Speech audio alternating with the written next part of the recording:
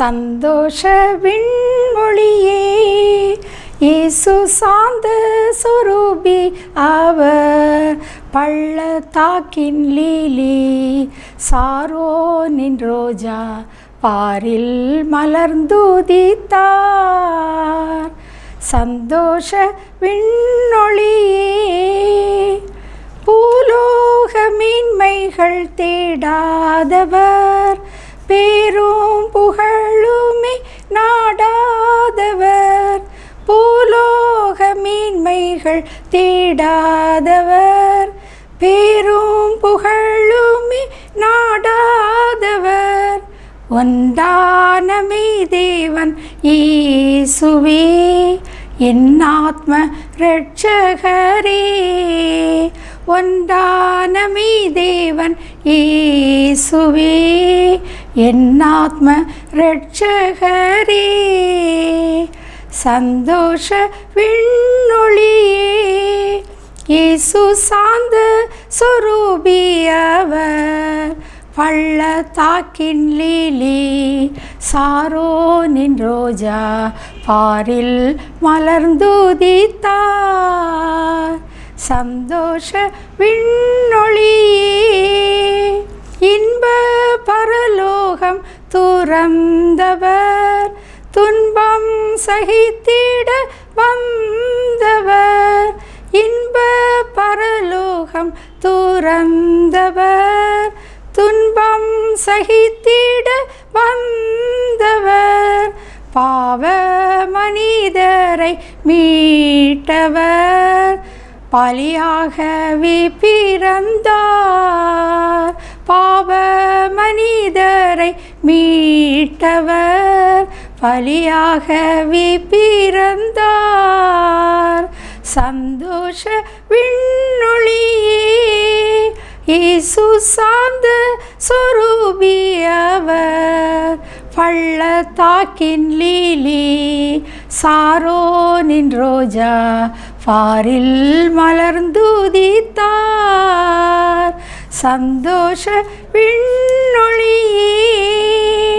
இந்த கிறிஸ்மஸ் நன்னாளில் heaven TV நேயர்களாகிய உங்கள் அனைவரையும் சந்திக்க கிருபை செய்த தேவாதி தேவனுக்கு எல்லா துதியும் ஸ்தோத்திரமும் கனமும் மகிமையும் உண்டாவதாக.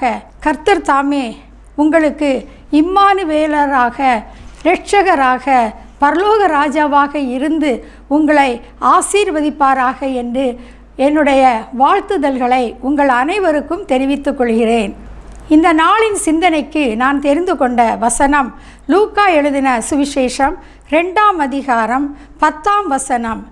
தேவதூதன் அவர்களை நோக்கி, பயப்படாதிருங்கள், இதோ எல்லா ஜனத்துக்கும் மிகுந்த சந்தோஷத்தை உண்டாக்கும் நற்செய்தியை உங்களுக்கு அறிவிக்கிறேன். இன்று கர்த்தராகிய கிறிஸ்து என்னும் இரட்சகர் உங்களுக்காக தாவீதின் ஊரிலே பிறந்திருக்கிறார் என்று அறிவித்தான். ஆம், இயேசு அவதரித்த காலத்தில் இவ்வுலகில் பல்வேறு இடங்களில் பல்வேறு விதமான சமயம், மொழி, இன மக்கள் வாழ்ந்து வந்தனர். அசீரிய பேரரசு அழிந்து, பெர்ஷிய அரசும் அழிந்து, ரோம பேரரசு செங்கோல் ஓச்சிய காலம் அது.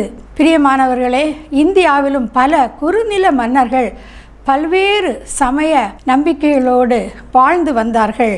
கிரேக்கர்களும் ரோமர்களும் பல தேவதைகளை வணங்கி தேவனை விட்டு பின்வாங்கி இருந்த காலம் அது. ஆம், சுருங்க கூறினால் அது ஒரு இருண்ட காலம். மல்கியா தீர்க்கதரிசியின் காலத்திற்கு பிறகு நாம் சுமார் 400 ஆண்டுகள் யூத வரலாற்றை அறிந்து கொள்ள முடியாத ஒரு இருண்ட காலம். இந்த காலத்திற்கு பின்னர்தான் இயேசுவை பிதாவாகிய தேவன் இந்த உலகத்திற்கு அவர் அனுப்ப சித்தம் கொண்ட வேளை என்பதை நாம் பார்க்கிறோம். இயேசு இந்த காலத்தில்தான் பிறந்தார். ஆகவே தான் எல்லா ஜனத்துக்கும் மிகுந்த சந்தோஷத்தை உண்டாக்கும் நற்செய்தி என்று தேவதூதன் அறிவித்தார். காரணம் என்ன? அவர் இரட்சகர், உங்களுக்காக ஒரு இரட்சகர் பிறந்திருக்கிறார். அவர் தமது ஜனங்களின் பாவங்களை நீக்கி அவர்களை இரட்சிப்பார் என்று மத்தேயு 1ஆம் அதிகாரம் 21ஆம் வசனத்தில் நாம் வாசிக்கிறோம். மிகுந்த சந்தோஷத்தை உண்டாக்கும் நற்செய்தி அது. ஏன் மிகுந்த சந்தோஷம்? பாவம், மரண பயம், சாபங்கள் பல்வேறு தீய பழக்க வழக்கங்கள் இவற்றிலிருந்து மக்களை மீட்டு எடுக்க ஒரு இரட்சகர் பிறந்தார். எனவே தான் தூதன் இயேசுவின் பிறப்பை மிகுந்த சந்தோஷத்தை உண்டாக்கும் நற்செய்தி என அறிவித்தான். கிறிஸ்மஸ் தினத்தன்று நாம் அனைவரும் புத்தாடைகளை அணிகிறோம், பல்வேறு இனிப்பு பதார்த்தங்களை உண்டு மகிழ்கிறோம், விருந்து நாம் சாப்பிடுகிறோம் மற்றும் பிறருக்கு பல்வேறு வெகுமதிகளை கொடுத்து சந்தோஷம் அடைகிறோம். இதெல்லாம் ஒருவித சந்தோஷம்தான். ஆனால் இதைவிட ஒருபடி மேலாக தாவீது கூறுகிறார். சங்கீதம் 4ஆம் அதிகாரம் 7ஆம் வசனத்தில் அவர்களுக்கு தானியமும் திராட்சரசமும் பெருகி இருக்கிற காலத்தின் சந்தோஷத்தை பார்க்கிலும் அதிக சந்தோஷத்தை என் இருதயத்தில் தந்தீர் என்று அவர் குறிப்பிடுகிறார். ஆம், மனிதர்களுக்கு நல்ல வசதியான வாழ்க்கை, இருப்பிடம், உணவு இவை இருக்கும் பொழுது அவர்கள் மிகவும் சந்தோஷப்படுவது இயல்புதான். ஆனால் அது உண்மையான சந்தோஷம் அல்ல. மேலும் சங்கீதக்காரன் கூறும்போது, உமது ரட்சிப்பினால் நாங்கள் மகிழ்ந்து உமது நாமத்தினால் கொடியேற்றுவோம் என்று குறிப்பிடுகிறார். பிரியமானவர்களே, இந்த சந்தோஷம் கர்த்தருக்குள்ளான சந்தோஷம்.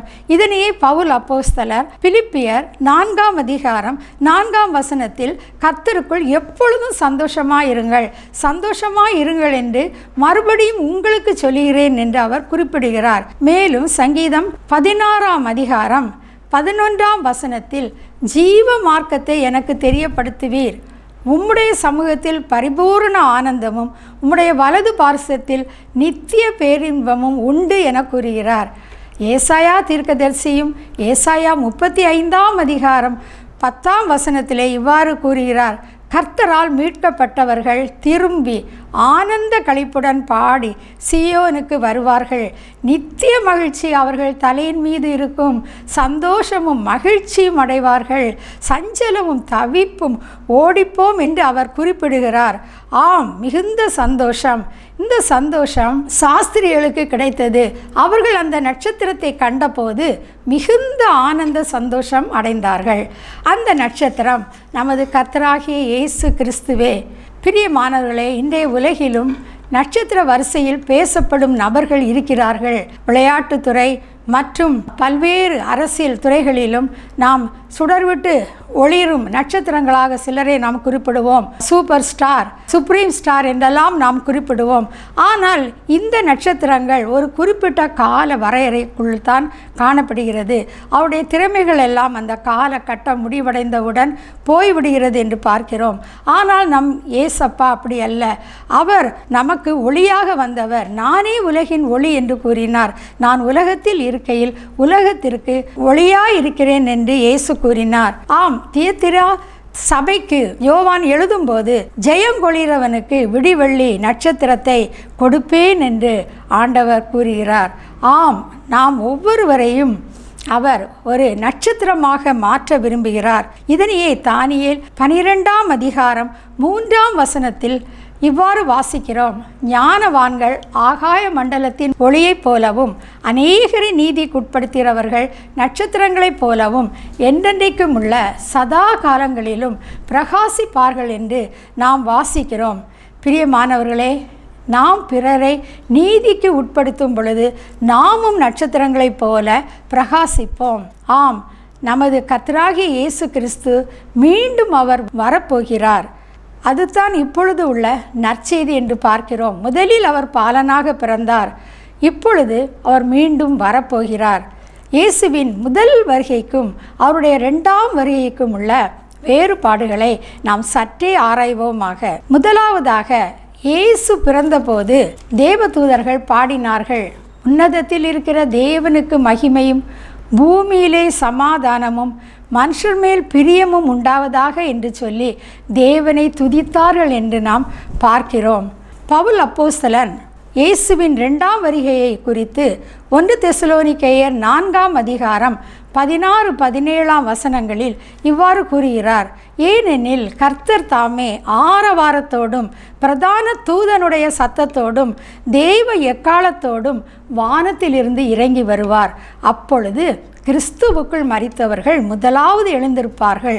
பின்பு உயிரோடு இருக்கிற நாமும் அவருக்கு எதிர்கொண்டு போக மேகங்கள் மேல் எடுத்துக்கொள்ளப்பட்டு இவ்விதமாய் என்றென்றைக்கும் நாம் கர்த்தரோடு இருப்போம் என்று கூறுகிறார். இரண்டாவதாக, இயேசு முதலில் பிறந்தபோது பாலனாக பிறந்தார். ஆனால் இயேசுவினுடைய இரண்டாம் வருகையில் அவர் பரலோக ராஜாவாக ஆரவாரத்தோடும் பிரதான தூதனுடைய சத்தத்தோடும் தேவ எக்காலத்தோடும் அவர் இறங்கி வரப்போகிறார். மூன்றாவதாக, இயேசுவின் முதல் வருகை ஒரு சிலருக்கு மட்டும்தான் அறிவிக்கப்பட்டது. ஆனால் இயேசுவின் இரண்டாம் வருகையோ ஒருவருக்கு கூட அறிவிக்கப்பட மாட்டாது. பிதா மட்டுமே அறிவார், குமாரனும் அறியார், தூதர்களும் அறியார்கள் என்று வேதத்திலே நாம் வாசிக்கிறோம். ஆம், நாம் எடுத்துக்கொள்ளப்படும் போது மிகுந்த ஆனந்த சந்தோஷத்தை அடைவோம் அல்லவா? கிறிஸ்துவுக்குள் பிரியமானவர்களே, அவருடைய இரண்டாம் வருகை தான் நமக்கு இப்போது நற்செய்தியாக பேசப்பட்டு வருகிறது. நாம் அதற்கு ஆயத்தப்படுவோமாக. லோத்தின் நாட்களில் நடந்தது போல மனுஷகுமாரனுடைய நாட்களிலும் நடக்கும் என்று வேதத்தில் வாசிக்கிறோம். லோத்தின் காலத்தில் காணப்பட்ட பாவங்கள் ஓரின சேர்க்கை, கர்வம், ஆகார திரட்சி, நிர்விசாரம் இவையே தற்போதும் உலகத்தில் மிகுதியாக அது காணப்படுகிறது. நோவாவின் காலத்தில் நடந்தது போல மனுஷகுமாரனுடைய காலத்திலும் நடக்கும் என்று இயேசு கூறினார். இதனை மத்தேயு 24ஆம் அதிகாரம் 37, 38, 39 ஆகிய வசனங்களில் நாம் வாசிக்கிறோம். நோவாவின் காலத்தில் எப்படி நடந்ததோ அப்படியே மனுஷகுமாரன் வரும் காலத்திலும் நடக்கும். எப்படி எனில், ஜலப்பிரளயத்திற்கு முந்தின காலம் வரைக்கும், நோவா பேழைக்குள் பிரவேசிக்கும் வரைக்கும் ஜனங்கள் பெண் கொண்டும் பெண் கொடுத்தும் புசித்தும் குடித்தும் ஜலப்பிரளயம் வந்து அனைவரையும் வாரிக்கொள்ளும் மட்டும் அவர்கள் உணராதிருந்தார்கள் என்று நாம் வாசிக்கிறோம். ஆம் பிரியமானவர்களே, இந்த காலத்திலும் ஜனங்கள் அவ்விதமாகத்தான் காணப்படுகிறார்கள். மேலும் இயேசு கூறிய அநேக அடையாளங்கள் இப்பொழுது நிறைவேறி வருகிறது. எங்கும் பஞ்சம், கொள்ளை நோய், பூமி அதிர்ச்சிகள் போன்ற காரியங்கள் தலைவிரித்து ஆடுகிறது என்று நாம் சொல்லலாம். ஆகவே இத்தகைய சூழ்நிலையில் உலகம் சென்று கொண்டிருக்கிறபடியால் இயேசு வாசல் அருகே வந்திருக்கிறார் என்பதை நாம் அறிந்து கொள்ள வேண்டும். பிரியமானவர்களே, உலக மக்களோடு சேர்ந்து நாம் அழிந்து விடாமல் இயேசுவின் இரண்டாம் வருகையை நாம் ஆவலோடு எதிர்பார்க்க வேண்டும். 10 கன்னிகைகளில் 5 பேர் புத்தி உள்ளவர்களும் 5 பேர் புத்தி இல்லாதவர்களுமாய் இருந்தார்கள். புத்தியுள்ள கன்னிகைகளோ அவர்கள் எண்ணெயும் விளக்கும் வைத்திருந்தார்கள். ஆம் பிரியமானவர்களே, நம்முடைய விளக்குகள் பிரகாசிக்கத்தக்கதாக அவருடைய வருகையை நாம் எதிர்நோக்குவோமாக. தேவன் தாமே இப்படிப்பட்ட கிருபைகளை ஹெவன் டிவி நேயர்களாகிய உங்கள் அனைவருக்கும் இந்த கிறிஸ்துமஸ் தினத்தன்று அருள்வாராக. ஆமேன். ஆனந்த துதி ஒலி கேட்கும், ஆரவார சத்தமும் தோனிக்கும், ஆகாய விண்மீனாய் அவர் ஜனம் பெருகும், ஆண்டவர் வாக்கு பலிக்கும். அல்லேலூயா. ஆகாய விண்மீனாய் அவர் ஜனம் பெருகும், ஆண்டவர் வாக்கு பலிக்கும். தலைகளை தாழ்த்தி ஜெபிப்போம். பரலோக பிதாவே, தன்னுடைய ஒரே பேரான குமாரனாகிய இயேசுவை இந்த கிறிஸ்மஸ் நன்னாளில் எங்களுக்கு அனுப்பி தந்து இந்த உலகத்திலே பிறக்க செய்தீரே, உமக்கு கோடான கொடி ஸ்தோத்திரம் செலுத்துகிறோம் அப்பா. ஆண்டவரே, அவர் ராஜாவாக ஒரு நாளிலே வரப்போகிறார். அவருடைய இரண்டாம் வருகையிலே நாங்கள் ஒவ்வொருவரும் எடுத்துக்கொள்ளப்படத்தக்கதாக, அந்த ஆனந்த சந்தோஷத்தை நாங்கள் ஒவ்வொருவரும் பெற்றுக்கொள்ளத்தக்கதாக இந்த வார்த்தைகளை கேட்டுக்கொண்டிருக்கிற ஹெவன் டிவி நேயர்கள் ஒவ்வொருவருக்கும் நீங்கள் கொடுக்க வேண்டும் என்று இயேசுவின் மூலம் மன்றாடி கேட்டுக்கொள்கிறேன் நல்ல பிதாவே. ஆமேன்.